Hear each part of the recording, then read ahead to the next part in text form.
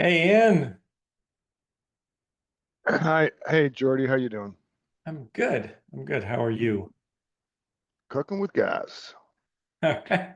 Excellent.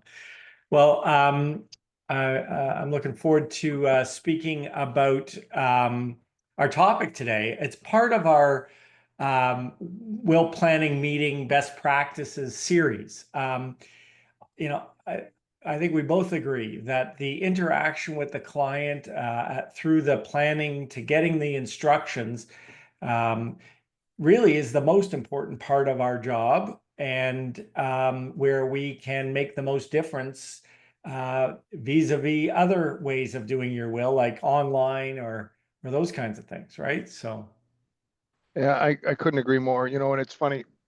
I uh, I always remember my dad years ago talking about the concept of the solicitor's role and that there's an element of sales in it, and that's bringing confidence and comfort. And I've been using thank goodness, the new platform on eState to track down the client instructions on the online tool that you have advanced on. And of course, a lot of those ideas came from great input from the people on this call and other sole practitioners. I know two of them that Stu Henderson from the great town of Oakville gave you those ideas, mhm. and I just want to say that it's enhancing the experience at a level that even I didn't anticipate. So, um, uh, keeping focused on client service, but let's not forget we got to have a little bit of sales in us too. Well, good. Well, this is going to be about how do we prepare our clients to do wills with us. And so we're going to kind of go through, what do we need to be aware of as far as worries that clients have? What information should we provide them before the meeting? Um, and just how should we get them ready to meet with us to make it the most efficient and best experience that we can? Um, and we're not going to talk about technology or that kind of thing for this session. It's going to be, just what can we do to make that process better and have them leave our office when we've done our work with them that say this was a great experience. So it really starts with identifying what clients, getting inside our clients' heads, what is in their minds, what are they concerned about, and how can we address those. So we've listed here some the key worries that clients have. How much is it going to cost? How long will it take? How complicated is doing a will? Am I gonna feel dumb because I don't understand all these legal terms? um, how much information do I have to tell them? How am I going to make these decisions about my death? I don't want to talk about it in the first place. And how much do I need to do in this whole process? And do I really need this? Can I just not have a will and avoid this completely? Um, any comments on that, Ian? On those Yeah. kinds of worries? Anything that else that you see? And I'm sure this rings true for so many of us. We hear our clients say this back to us sometimes. Yeah, of all those, some portion or portions of all of that for sure. I think, and I do slightly disagree with you that we're not going to talk about technology only in the sense of this, that the tools of technology can take the friction out of a lot of these questions.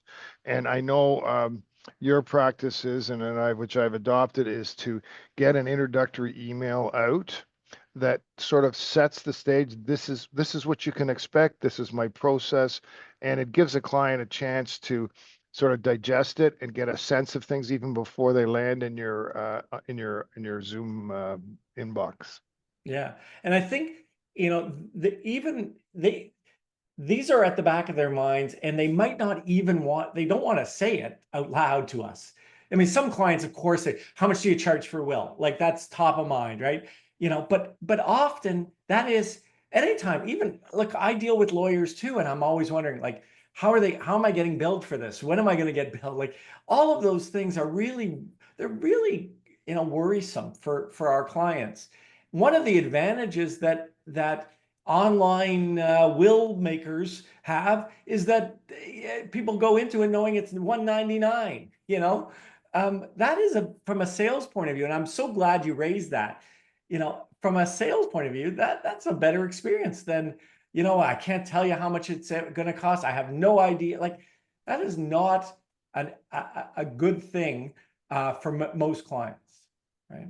So, Yeah, and sometimes a management, again, stealing from my dad, is that you get in a situation where you at least get, if you get some early information, you can have that tough discussion early, and if it isn't going to be a fixed fee will, you can get ahead of it early and put their mind at ease in terms of either ranges or that saying why it is not going to be a fixed fee will. yeah. So that's kind of what we're going to talk about as we go. So this is some suggestions, and I'm going to show you some more, some suggestions about information that you want to provide before you meet with the client. So explaining the process, explaining what we do and what we don't do, giving some idea of cost and timing, obligations of what they're going to do in the process. What are the, what's involved? What's the structure of this whole project? You can think of it as a project. What's the structure of this project? And the last thing, explaining how wills work to help prepare for decision making, I think is really helpful as well, and it'll cut down on the time that we have to use to explain and make sure that the client's on the same page with us. Yeah, and even my contentious practice, I've adapted a process where I'll get an introductory letter out as soon as I can that has links to explanations.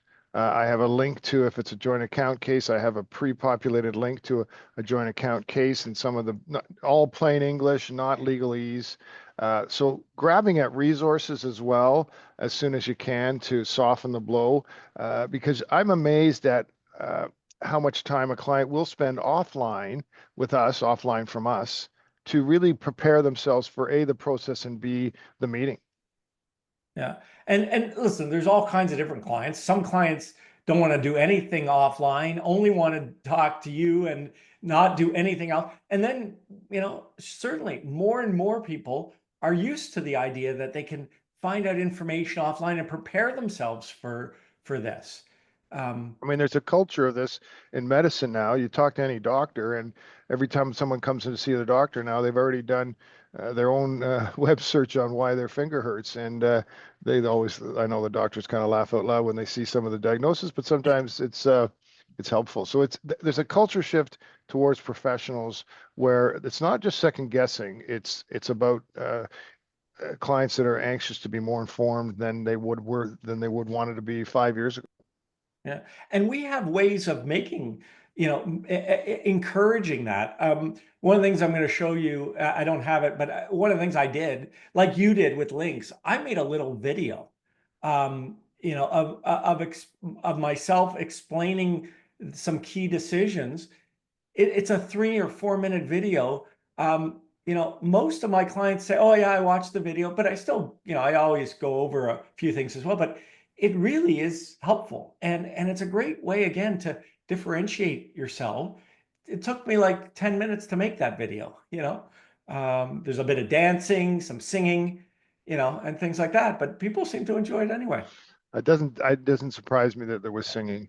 Yes. So I'm just going to share, Ian, we'll share kind of what our process is.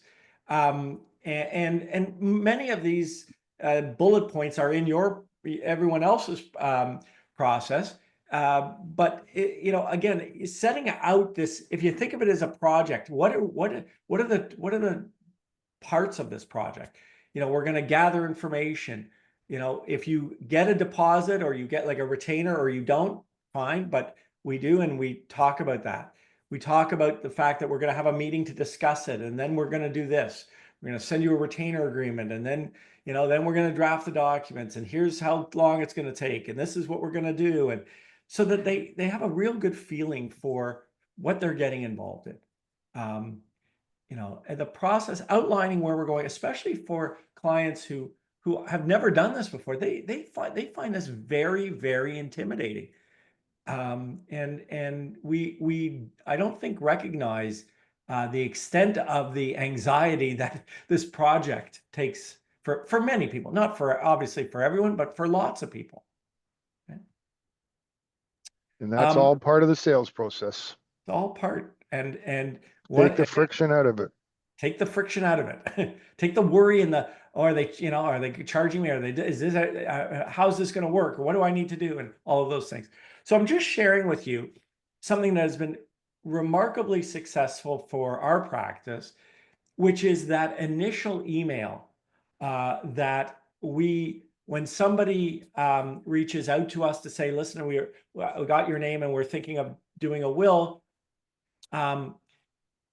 we send this email and it takes all of a minute, probably 30 seconds, because it's the same thing. But one of the key parts of this email, it's not the entire email, but one of the key parts is explaining the process.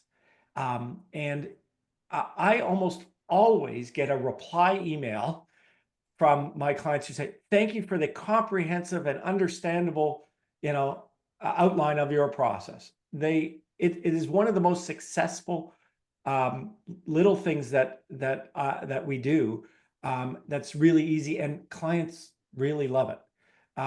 So we talk. This is the text of our email basically, and you can feel free to take it and shape it for how you like it. But we talk about that we're going to need some information, but don't worry about it. Don't here's some ideas about the questionnaire, whether you do it online or you send them. However, people get all anxious about, do I put this information in, and those or how accurate do I need to get? So anything you can do to guide them on that. And then we're going to have an initial meeting, and you're going to just pick a date. And then we're going to, we take a deposit. You might not, but then this meeting is where we talk about your options and your instructions and advise you. And what's going to happen by the end of that? Well, by the end of that, we're going to pretty much have your will mapped out, so they understand that that's what's going to happen there. And then we go on. Okay, so we've done that. Then we'll give you, and the way we typically work, and many people, there's many different ways. By the end of that meeting, I usually, and Ian, I think you're the same, feel like, okay, we've got a range now. We know enough about the client, their assets, their family, their intentions, to give them a range of what it's going to cost. That's how we do it. Lots of people bill by the hour. It depends on your preference and many other things. But that's how we do it. And then we talk about getting a further deposit for further fees. Then we're going to draft your documents, and it's going to take this length of time. And our documents have guides in them, so we warn them, don't worry, you're not supposed to understand every line here, just kind of go over that. And then Ian, you'll jump in with some comments when we finish. I'm just about to finish here. So then we're going to have a review meeting. We'll make changes. We can schedule a time for signing, and then we'll arrange to sign it. And so there's the process in a nutshell. And like I said, it's been one of the most successful things that we do. Yeah, in terms of that, as you said, personalizing is so important. This is where you're going to make the direct contact. Just a bland email that someone else has drafted for you isn't a great idea. Personalize it how would you say these things? You've been so good to share, Jordy, the kind of context of this. I mean, look, you could throw it in ChatGPT and make your own in 30 seconds with just this language alone, but think about how you can personalize it as well again, all we can do is continue to look for differentiation points. And this is a striking differentiation point. When I get in a situation where I got a referral for a new will and I get this out very quickly after that referral, they automatically create a tremendous amount of confidence in you, and not just learning about this, but they go, okay, great, this is for real, and we're going to get going. And it comes back to your point about reluctance of clients. This is a jumpstart moment that they actually now get engaged with you on, instead of saying, geez, I got to get on this. Yeah. I mean, listen, I tell this to, I tell this to my kids. I tell this to anybody who listens. The hardest part of anything is not having a plan. The most stress that we ever have in school or in work or in life is not having a plan. And clients don't have a plan when they say, I've got to do my will. They have no idea what's involved. Knowing, even if it's a lot of work, knowing where you're going to go and what are the steps to get there, so important for peace of mind. Really, that's what we're giving people at the end of the day, right? Um, Agreed. some things that, sorry, Ian, did you have anything No, I there? totally agree. Sorry. Yeah. Um, some things that I also like to warn people about is anything that we're not going to do. And so, and this may or may not be your practice, but for us, we never act for both spouses where there's a child from a previous relationship for either of them. But most lawyers do act in those situations. We don't, but we warn them right up front because I don't want to waste anybody's time. If they're like, oh, and very often that is the situation. They reach out and they say, why won't you do it? Or and so it, but we have a hard and fast rule. Many people don't. But we want to tell people that up front. And same with the idea that they want to do, income tax planning or foreign law, telling them what we can't do for them, I think is really important as well. Saves us time too if the client is not a right fit for what kind of practice we have. Yeah, and it's that, I mean, I don't have a hard, fast rule about the both spouses, but I agree. It is my rule. And I think it's an important one to set out. And actually, at some point, you start to be known as someone who will be restricted by certain elements of it, and it saves time and energy of people coming to you. That someone says, "Listen, they won't do that. I know I've done it with Jordy this way or whatever." It's good to know too. It's about efficiencies. Yeah.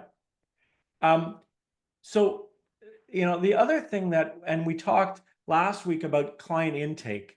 What I want to spend a few minutes on is aside from the data, what documents are we going to want to get from clients? And, getting prior wills and prior powers of attorney, crucial, obviously, especially if there's going to be a change to them and issues of, and we've talked many times about, where there is a fundamental change from a prior will to a new will, explaining why that's the case. Well, you can't do that if you don't know what the prior will said. And often clients think they know what their prior will said, or they say, oh, don't worry about that prior will. It's no longer relevant. Well, it's relevant. Is there any other reason why we want those prior documents, Ian, aside from that kind of the changes? Well, I mean, it's some of this can be fundamental to your planning, and I often will find that especially when you get into situations where there's loans and promissory notes and so on, it triggers other issues. Do we want a hodgepodge? Do we want to do things like that? So, I mean, the more the merrier, and as long as your intake process makes it seamless, it's stuff that people willingly want to give you. And next week, what we're going to talk about is in our continuing will planning meeting best practices series is how do we prepare for that initial meeting? And we'll go over sort of what are we looking for on with these documents? Where should we go? What should we look for? Why do we need them? What's relevant? So those are the kinds of things. But these are documents, that we're going to need at some point. And one of the things we're going to have in eState is the ability to upload for clients right to you, so you have them and ready to go. But next week we'll talk a little bit more about once you've got these, what do you do with them? And so stay tuned for that. We've talked a little bit about in the last week's or the week before, I guess, session was gathering names and those kinds of things. So obviously we need to know those pieces of information. In the final few minutes, I just want to talk about how can we prepare the testators and your clients for this meeting. Because coming in cold for somebody who doesn't know anything about wills, how they work or how to plan for them, which is most of our clients. If we can give some background, and this is what I used as the background for our my little video. We're going to plan for these 3 different scenarios. Spouse, you die first, and your spouse is alive. You're both gone. Kids are alive. Everyone's gone, which is what many clients don't think about. At least preparing them in their own mind for that we're going to be discussing that, is really helpful.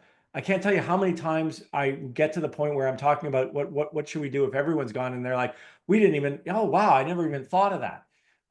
Well, again, if they can do some homework, or at least let it ruminate in their head and not be surprised by anything at that initial meeting, that's really really important, right? So things that they might not think about is helpful. We've tried, and those who have heard me speak about this many times, about trying to, how to make decisions about gifts. The idea of a gift with no strings, or a gift, with strings, kind of what we consider trusts. Understanding that wills don't affect you while you're alive, in essence, right? They can be changed anytime. They're only valid when you die. And try to encourage clients, let's focus on what happens for the next 5 years. When clients sometimes, in my experience, and Ian, please jump in, they start thinking, well, what happens if 40 years down the road this happens? Well, yeah, I mean, we can think about that, but let's try to focus for the next 5 years. Not that we're going to draft it so it expires after 5 years, of course, but otherwise the decisions become almost impossible.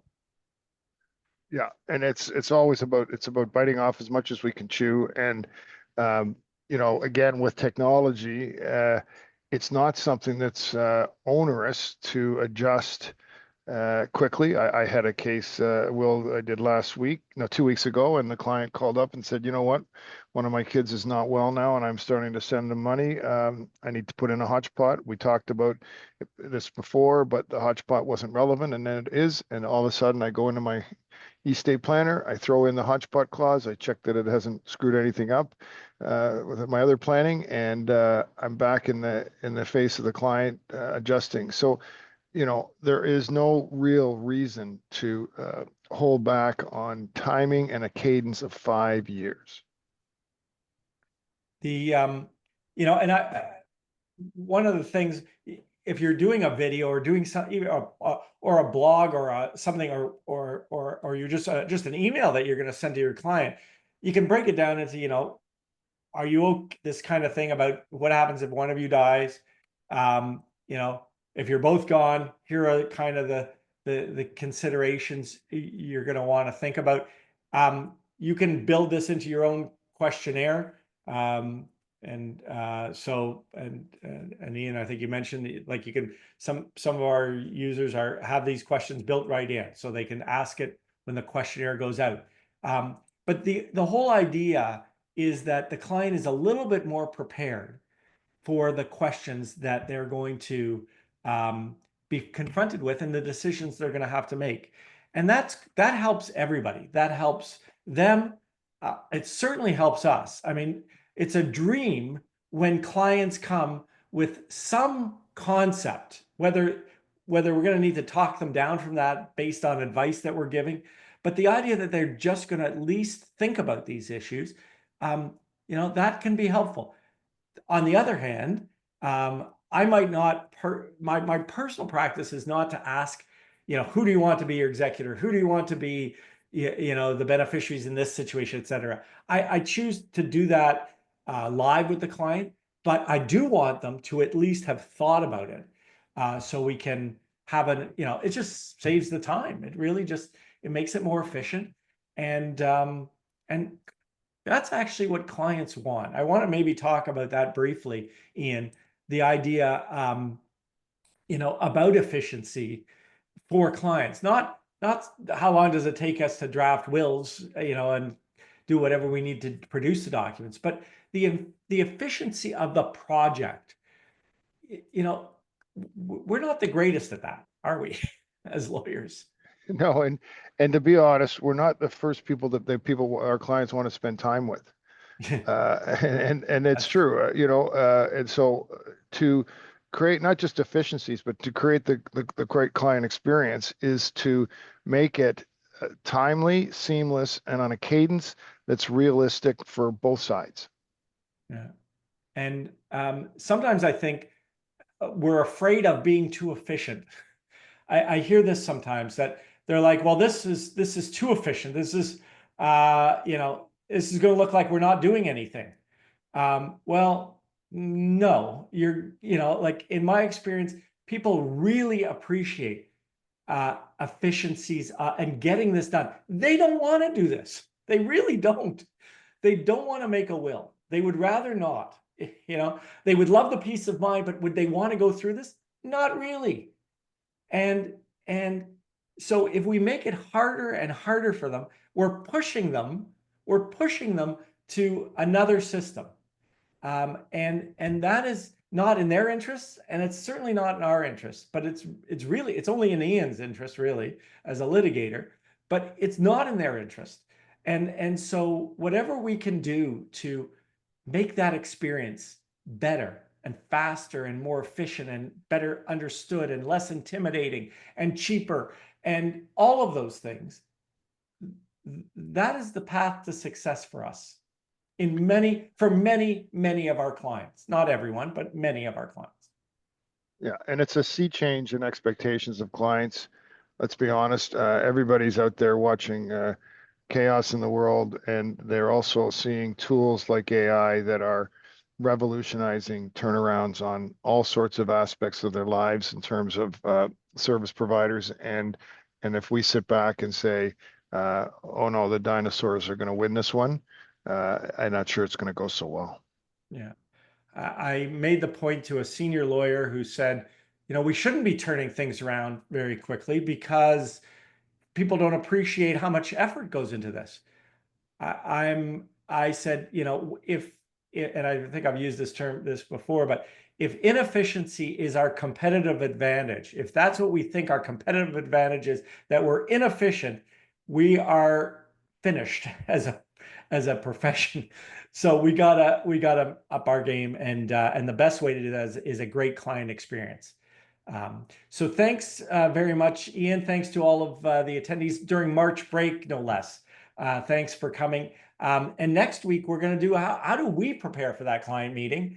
What do we need to get ready? And how do we review, and what sort of documents should we be looking at, and title searches and things like that. So looking forward to speaking about that next week. Thanks, everybody. Have a great Thanks, Jordy. week.